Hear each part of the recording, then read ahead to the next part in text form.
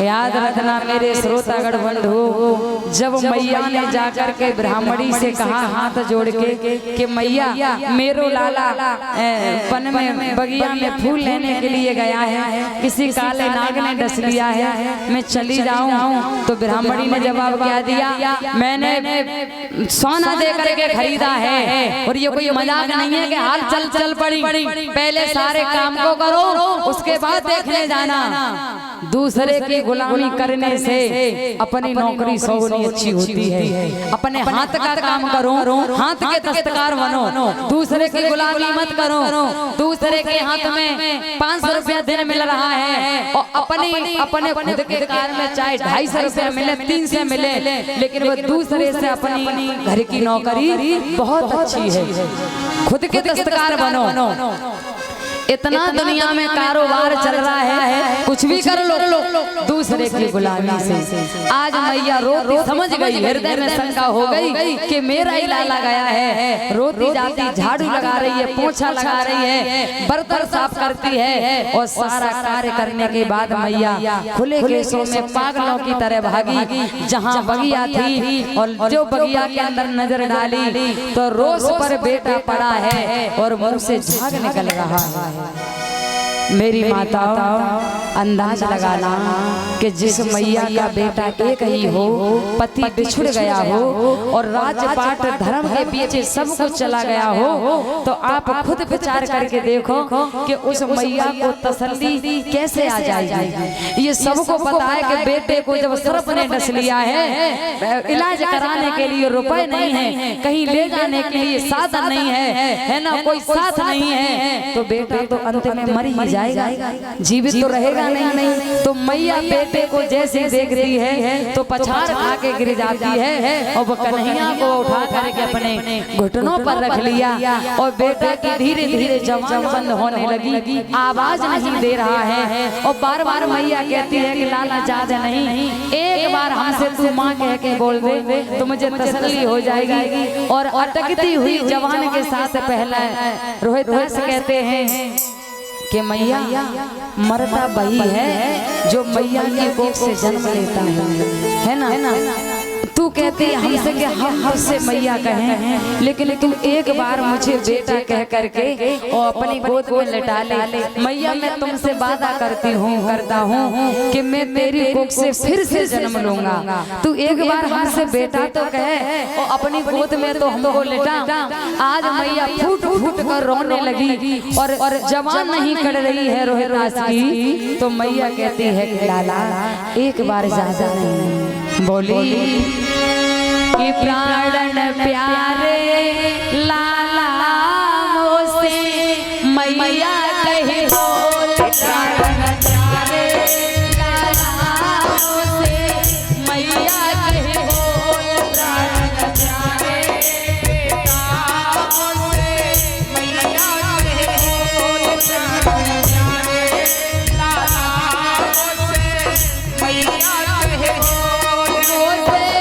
मैया कहे बोल लाला अखियां तो बोल मोसे, मैया कहे बोल लाला अखियां तो बोल मोसे, मैया कहे बोल लाला अखियां तो बोल, प्राण प्यारे लाला मोसे मैया कहे बोल, प्राण प्यारे बेटा मोसे मैया कहे बोल।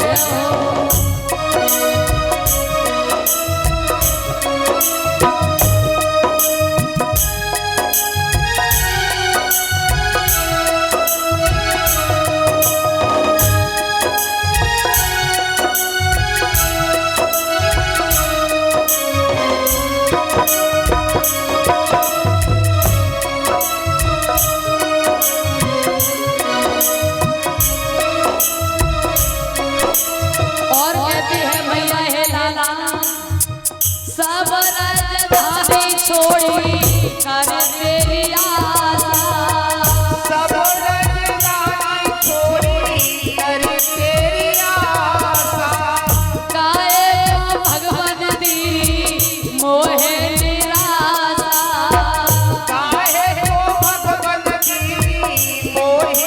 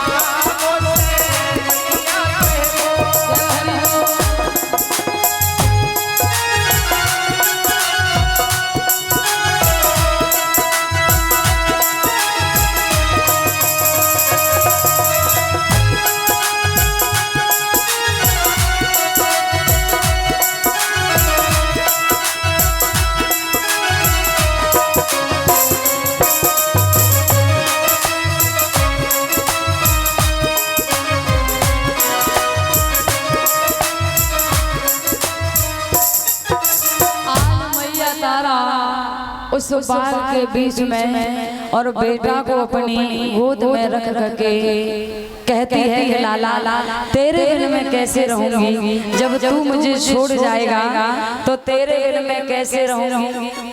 और बीच बाग में मालिन आ जाती है तो मालिन मैया को समझाती है कि इस बेटा का ले जा करके आप अंतिम संस्कार कर दो, क्योंकि इस बेटा को सर्प ने डसा है और इस बेटे की लाश फट जाएगी। मैया का कोई इतना भी सहारा नहीं था कि बेटे के ऊपर डालने के लिए कफन दिया जाता था। आज मैया बेटा को गोद में रख करके जब रोने लगी तो बेटा से कहती है कि लाला तेरे बिछड़ने का हम वियोग कैसे सहन करेंगे। अब तक तो हम तेरे सहारे रह रहे थे, पति मेरे पास नहीं है और अब तक हम तेरे सहारे से अपना जीवन काट रहे थे, लेकिन अब हम तेरे बगैर कैसे रह सकते हैं छैया। तो मैंने तो तुझे 9 मास अपने गर्भ में रखा और जन्म देने के बाद आज तुझे पाल पोस के इतना बड़ा कर दिया, और जब तू सहारा देने के लायक हुआ तो तू मुझे छोड़ करके जाने लगा है ना। जिन माताओं के जवानी में बेटा चले जाते हैं उन माताओं के हृदय पर एक बार हाथ रख के देखिएगा, उन माताओं को तसल्ली नहीं आती है और वो कहती हैं जब मेरा लाला ही नहीं रहा तो अब मेरा यहाँ रह करके क्या होगा, मैं भी इस दुनिया को छोड़ करके चली जाऊंगी। बेटे की कीमत वो ही माँ कर सकती है और जिस माँ का कोई बेटा नहीं होता है। माँ की कीमत वो ही कर सकते हैं जिस बेटा बेटी की कोई भी माँ नहीं होती है। तो आज बीच बगिया में मैया और बेटा की लाश को रख करके रोने लगी। धीरे धीरे आज कन्हैया ने अपने प्राणों को छोड़ दिया और जैसे ही प्राणों को छोड़ा अब तो रानी तारा का कोई भी सहारा नहीं है और कहाँ जाए क्या करे किसको बुलाए अपने सहारे के लिए। चीखती है चिल्लाती है और बीच बगिया में रोने लगी और कहती है कि लाला आरे रोहिदास ने कही और कड़ो कर लियो मैया ही। अपनी मैया से कहा आरे रोहिदास ने कही कड़ो कर लियो मैया ही।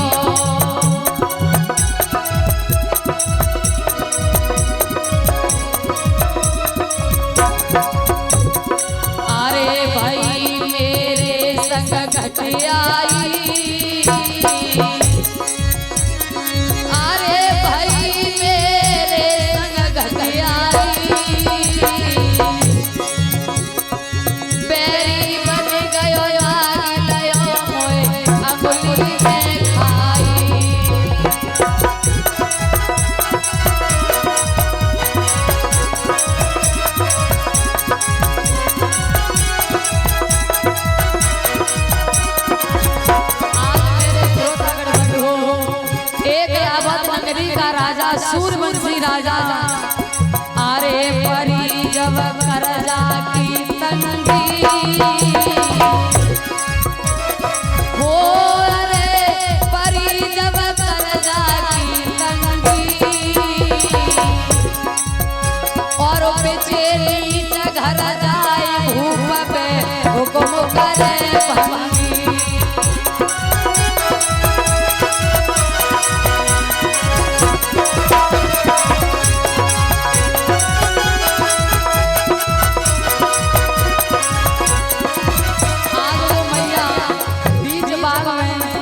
अपने सर को बार बार जमीन में मारती है और कहती है कि लाला तेरे बगैर मैं कैसे रहूंगी, मेरा तो कोई दूसरा बेटा भी नहीं है।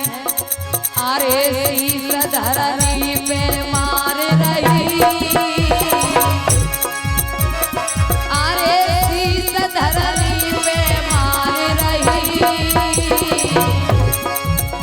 और साड़ी लीली फार लला पे कफन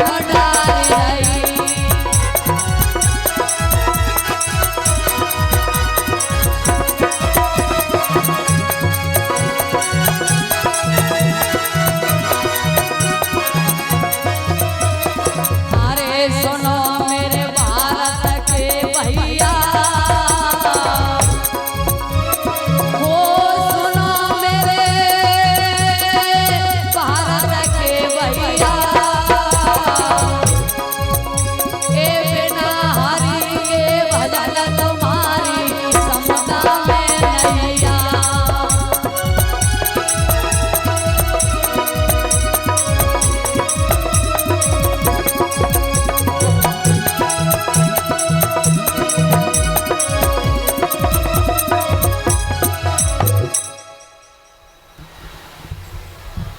हेलो,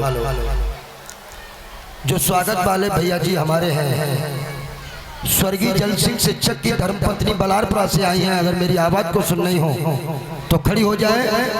स्वर्गीय जल सिंह